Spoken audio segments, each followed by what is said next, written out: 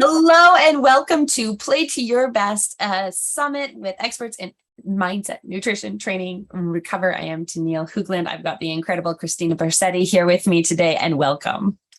Thank you for having me. I'm excited to be Yay! here. Yeah, well, I'm very looking much forward to this conversation because it's unique in that we have a real expert in Pilates here and just looking at a whole other way of movement and bringing in that perspective. But before we go there, I just wanted to share a little bit more about you. You are the founder of And Then Be Well, and really focusing on women in this life stage of perimenopause and beyond.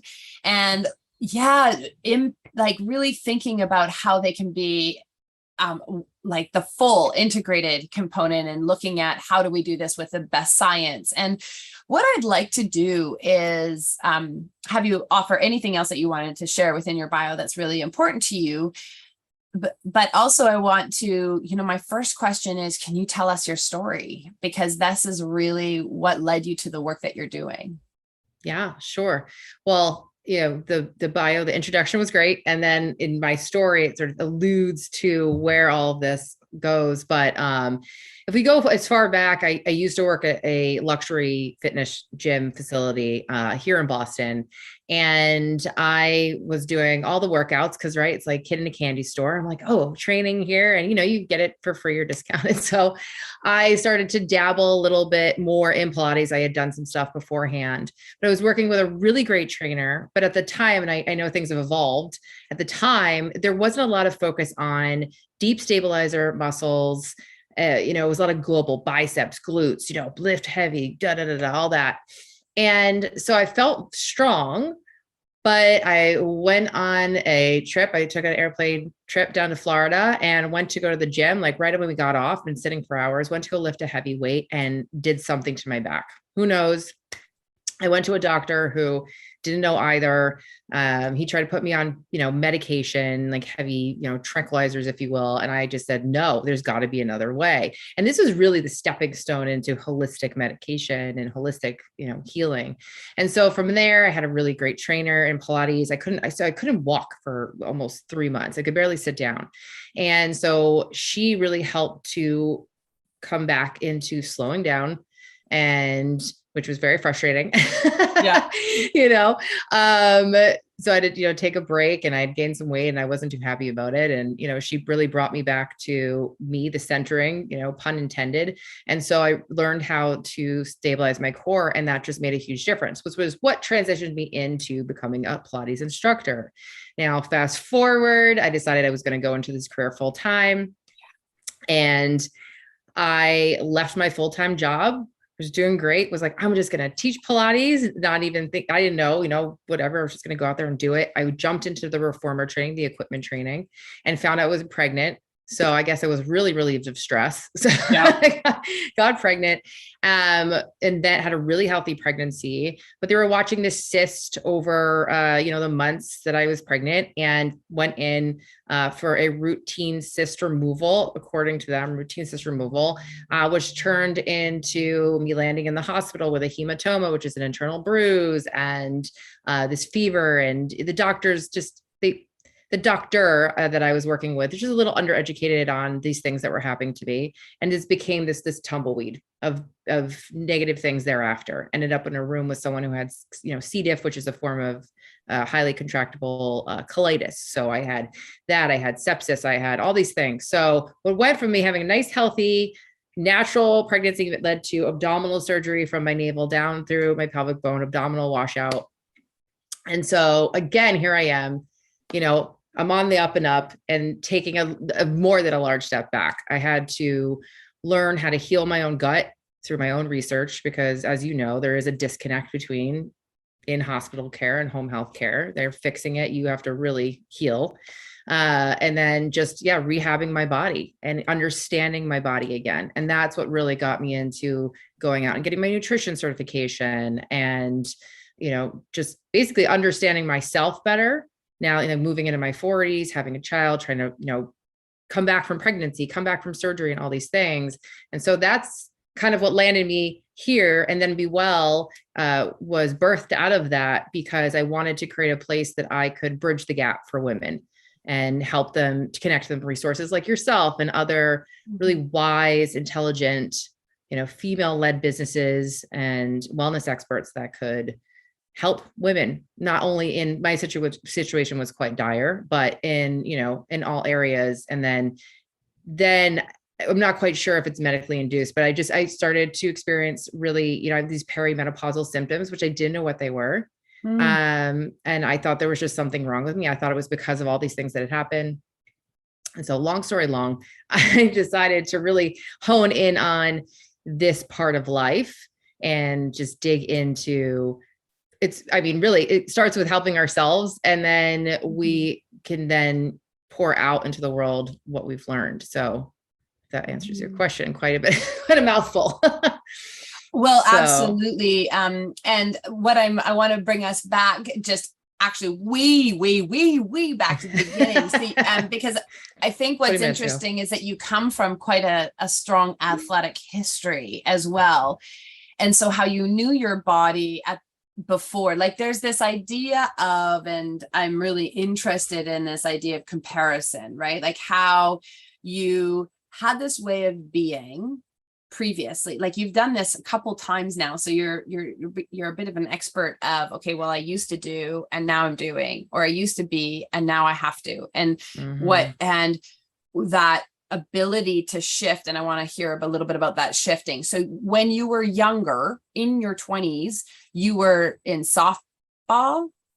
So I did some softball and field hockey when I was younger, kind of led away from that a little bit through collegiate years, but always stayed very active. Yeah. Right. Yeah. And then you came into, okay. And then the slowing down part was, how did that, and how does Pilates really, I want to go into a little bit more in depth so people understand what the core of Pilates is. Core of Pilates, fun puns all the time, right? So great, isn't it? So many silly Pilates jokes in so little time. Yeah. Coming into the core of Pilates, I think originally I came in, like I said, I was doing Pilates before I got into the equipment side of things. And I just loved the way that here I am again, doing a lot of these bigger movements. I'm running. I was definitely like the cardio junkie. I'd be on the treadmill, like huffing it out for like 30 minutes, just, I would get it in, go for my runs and all of that. Yeah. And so Pilates really just, it's just these small movements, and you're like, how does this challenge me so bad? This is so, and it's almost so frustrating. Like you want to keep doing it because it's such a great challenge. Cause they always say, right, do what challenges you, do what you don't want to do because it challenges you. And so I think that's what really, it drew me to that, because it was something so different than all of the things that I had done before. And I just, and the pun, right? The core of Pilates, because you're like in Pilates, they have this focus of like basically from the top of your shoulders to the top, some say the top of your thighs is this box, right? And so you work within this box and you just feel so much stronger from the inside out. And it's somewhat challenging to explain, but when you do Pilates, then I'm not talking just like a mat class that you might do at a local gym or, something, you find something on YouTube per se, right? You go to an actual Pilates instructor who has some experience under their belt, and you work with someone who really is like, okay, I need you to, fill this in here. They teach you how to properly breathe. Like that's also another big thing, right? How often do we like just breath, come back to the breath. I've learned so many different ways to breathe, both within Pilates, there's a breath work, how to breathe outside of that, to get the whole body feeling more mobile. It's just it's such a wonderful tool. And I think what's also lovely about it is that, when we're having those days where we're not feeling our best, especially right in our midlife, when there's days where, I don't know, you could be, for instance, you're having like a more heavy menstrual day and the last thing you want to do is like go for a run, right. It's something where you can do to move your body and still feel well accomplished in your activities. So yet another long answer. Yeah, it's really, it's such a different way of work. And I think what so many people that are listening to this whole series, how we come together is like, what are all these ways of working? And we come mostly just because of the culture. Yeah. Like you, like totally stairmaster. Like I remember step class. I totally remember doing step classes and just loving them and just being like, can I get the moves? And, you know, jumping up and over that thing. I'm just like, wow, I'm a long ways away from step class. I would fall so badly right now. And I don't think so. well, I don't know. Yeah, it would actually be kind of fun to do jazzercise maybe. And so what, you know, we come from this history and because it's that adrenaline rush, talk about a little bit. I'm just curious about how do you still seek out that adrenaline in your own practices or in your own love of movement? Or how are you finding that balance between this incredible, like, because there's so many more micro movements and like what you talk about breath, like how many ways of breathing and thinking about flow. Like I know that's really incredibly important within Pilates, and because movement is not without flow. You know, releasing is where we actually have strength, and incorporating that in. And how is it that you balance, or how you work with your clients to balance those two things out? Okay. So what was the first question? Oh goodness. So, okay. So adrenaline balancing, right? Because I do have also with my clients, I tend to attract, and I was joking with one of my clients this morning, I don't want to say that she's high stress. She admittedly is like a high stress, you know, she's a real estate agent. She's go, go, go with a car all the time, loves people, you know, travels all the time. I tend to attract that type of person. I think because I maybe seem very low key and relaxed, which is, you know, we have our balance, but, so, you know, there are people who, as I think that's where we have the commonality, is that, you know, she's also a marathoner, and, you know, she's trying to stay active, just found out she had osteoporosis. So trying to figure these things out. So I can relate to that, because I'm thinking, okay, well, I have these sort of chronic back issues that are genetic. So, you know, I've got to, you know, balance that out as well. But again, the adrenaline question, I'll go for the runs. I love strength training. I love the way it makes me feel. Like, I know people say, oh, she's a Pilates instructor, so all she does is Pilates. Absolutely not. Like, I love lifting heavy. I love battle ropes. You know, those are the types of things that, you know, are fun. Going hikes and just, you know, finding different places to go with the family and go on some, you know, some more adventurous things. I always make the joke, I grew up in, you know, suburban New Jersey, where there wasn't a lot of, you know, like there's a lot of mountains and things to do. So now that I'm in Massachusetts, we have Vermont and fun places to go like that. But that's the balance to it. Like it's the ebb and flow, right? So back to your question of like the flow, right? Flow is so important with Pilates. My personal methodology is to teach the movements, to give people those foundations, and then we can flow into, you know, putting them all together and creating something really beautiful. And how that translates into life. It helps you create your own patterns in life as well. And that's something that it's helped me, especially when I'm in more high stress times, is to come back to these patterns of flow. And that could be something where, you know, it's a morning in, you know, rather a nighttime into morning routine, right? Because that's really what helps impact the next day.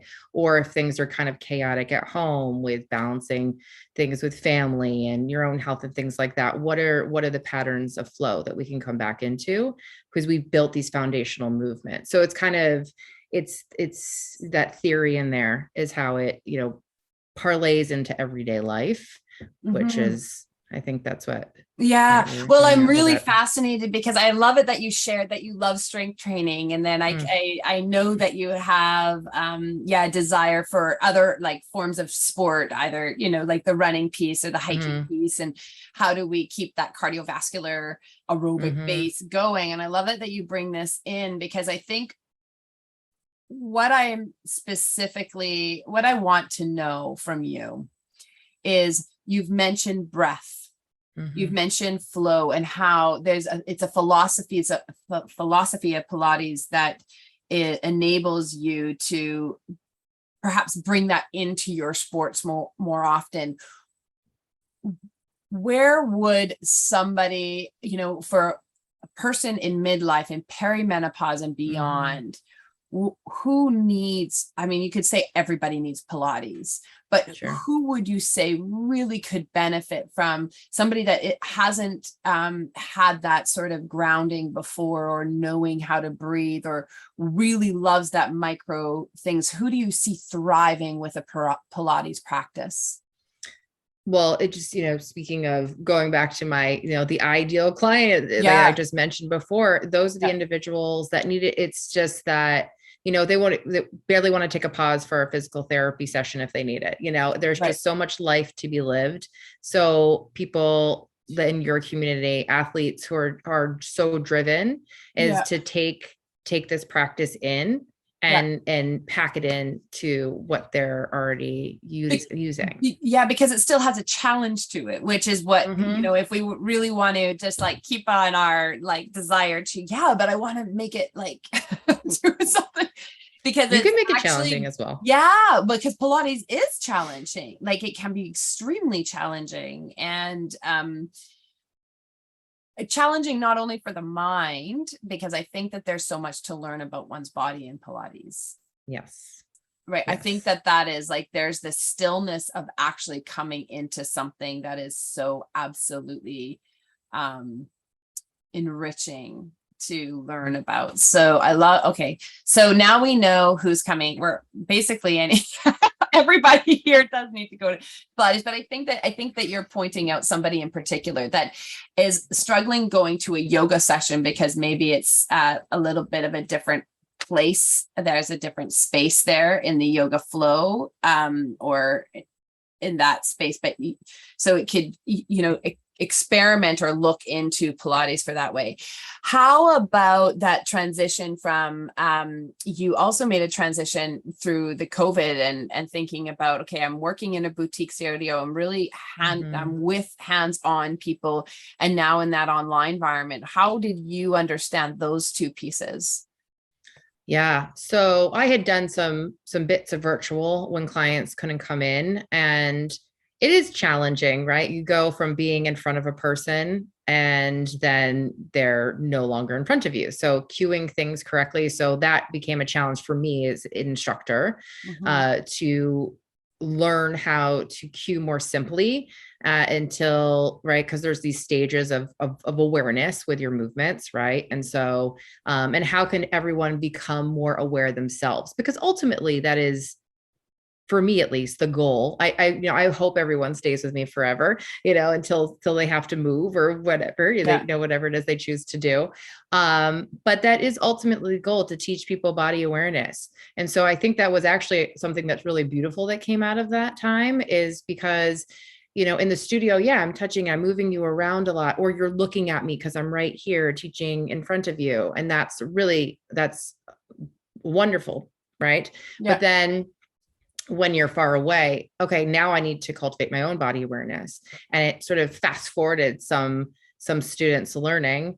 And I feel like they're more grateful to come back into the studio, because now also I can just stand back and go, wow, like, look what you did on your own there. I know it's not like I'm talking to my 5-year-old, but look what you did. That's awesome. I think that's a really beautiful thing. I think it is too. Super cool. So tell us a little bit about the community that you have fostered and what's important to you in that. Yeah. So the community now so I've sort of transitioned. When I was in the studio, and I think we talked about this a while back, but it was in the studio, I was definitely known as the more challenging teacher. I had come out of the gates when I got my Pilates certification, just let's go. I'm like, we're going to have challenging classes, and people liked that, again, attracted a certain type of clientele. But now so some of those women are still with me, who can do virtual, but now, it's definitely people who are, again, just, they're looking for longevity, autonomy. They want to continue to do these athletic things that they've been doing for a while. They want to continue they want to continue to use the word again, thrive. And so now it's really lovely, because especially with the virtual classes, we move a little bit slower, but then there's intermediate classes and we can go from there. And so we've got this, I mean, I have clients in there that are in their 70s, which is wonderful. They can come. So it's for really, what I've loved about it is, I guess I'm kind of getting around here, but there's so many different types of women in the group.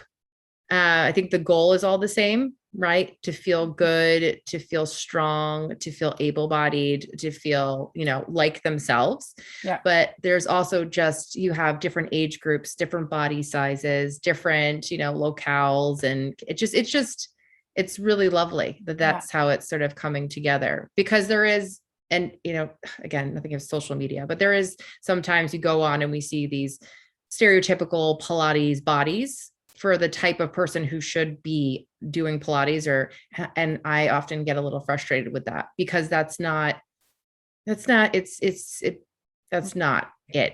I guess, is the way I could put it. That's not, please don't go and look at that and think that's what you need to look like in order to do Pilates, because there's just different. Diverse. Yeah, it's diverse, invite yourself in. You're welcome here, so. And that's beautiful. And I try to consider all that. Yeah. Yeah. Neat. All right. Is there anything that I haven't asked you that you really wanted to share about the practice of Pilates, or how you incorporate it in, or is there anything else before I get into my rapid fire questions? Oh my gosh. No, I think we pretty much hit it on the head. I mean, I could talk about Pilates forever, so you probably just cut me off now. Okay. All right. Here's your rapid fire. Oh no. And I want to also just quickly ask about your free gift, which is an incredible offer that you have. Yeah. So I have a virtual community that I'm just slowly, I started to grow it during the pandemic, and then I took a step back. So it's kind of brand new again, but I do live classes every month. They've now grown to one a week, and then you'll have access to the database of classes. And so, it's just, they're 35 minutes, and I do 3 of more of a slow integrative flow is what I call it. So anyone can do it. And I have lots of different modifications and advancements for everyone's in the class. And then I do a more intermediate class for people who are feeling ready for that. And so, yeah, and I'm offering a free month to everyone who joins. Yeah. Super awesome. So if Pilates is something that you might be interested in trying to find flow, if you're that intense personality like we are, and want to find, like coming back into that core, what an incredible thing, right? All right. Are you ready? Okay. Rapid fire. I think. Okay. Let's see how rapid this is. To be honest, that none of the experts have been all that rapid, because we just get into it and then it just leads to another conversation. All right. First question. What are you truly excited about learning right now? So I'm actually a couple things. I'm excited about learning about cycle syncing. I'm digging deeper into that myself. I've been tracking my own cycle, and I actually picked up Dr. Stacy Sims' program. So I'm really excited to learn about that, because in the little that I've done myself, I just found that it's wonderful in terms of planning and scheduling and understanding what's going on with the body. So coming back to that body awareness, I really love that. And so I want to be able to offer that to my clients as sort of an add-on, but also to really create my classes around that in some way. So I'm really excited to start doing something like that. Yeah. What I love about it is, because I do that all within my programming as well, is we can and I'm actually doing it. I would like to integrate it more into my life, like into my work life as well. Like the week before my period, I will not be doing anything great. Big and bold. I've learned that the hard way. There's a number of people that speak to cycle syncing in both ways. And I think that what's interesting is that Dr. Stacy Sims has one method of looking at it. And then there's a whole body of health research that looks at another, and then trying to understand how they can talk to each other, but how different they are as well. And so that those two pieces, and how we are whole in our athletic self, but also whole in our holistic self, in our health self. Sometimes they don't always kind of fit. And then we have to find where our own fabric is. And this is what's so beautiful about it. So yes, I agree. It's super fun and fascinating. Okay. Second question is, what are you thankful for right now? Where's gratitude for you right now? Yeah, I have to be honest, and it might sound a little simple or cliche, but I am really thankful for this community that I've now found myself in, which, having discussions with yourself and just, being in the forums. And it's once you opened up the conversation, wow. Like the women who start talking to you transparently, I've gotten all these messages on, my DMs saying, okay, yes, I've been going through this and, menopause or perimenopause. And I'm so glad you posted that. Thank you for these resources. I'm amazed about how many people or women are just living in their own solitude, if you will, with all these things going on, which is heartbreaking. Because I think even when you are in a community, sometimes, at least I see the Facebook communities, you can feel often very alone as well, because people can answer your questions, but they're not right there with you, which I think is tough. So if we could just keep building this community in a supportive way. Yeah. And I'm feeling really grateful to be a part of it, especially because now I'm, experiencing these things myself. And I couldn't imagine, where I would be if I didn't have more answers.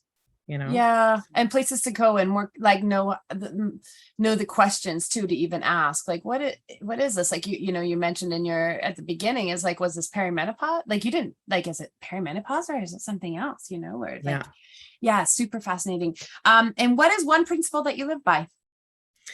So forgiveness is a principle. Yeah. It's just something that I, in my whole life, my husband would be like, yeah, you're just passive aggressive. But like, I am definitely just like, why hold on to it? I think that, there's definitely traumas and things that come into our life that should be dealt with on a deeper level, through therapy and all of that. But you can start by forgiving and releasing. And I think that comes when I say that, there's that part of it, but then there's more so yourself. So as you're on this health journey, like, forgive your body, forgive yourself, forgive you did something incorrectly. We're competitive people. And so often we're very hard on ourselves. You need to give yourself grace and, forgive yourself. And I think it's super important, and it's hard. It's another hard and challenging thing, but it's something that we need to do. And I think that once we can release that within ourselves, then it's also it's easier to give to other people as well. So I think that that's something that as a world collectively, I wish we could do a better job of. So well, that's where, coming back into that sense of flow. And where it starts for you is, or one place is starting for you would be forgiveness. Is beautiful. Anything else that you wanted to say before we leave this conversation? Just that I'm very grateful for this conversation. And I also wanted to do a little plug that Tennille is speaking on my up and coming podcast. So I'm really excited for you guys to hear that conversation. So I'm just looking forward to that. It's going to be another great resource for everybody. So, and sharing that. Wonderful. Well, thank you so much for coming on. And it's been a delight. No, thank you so much, Tennille.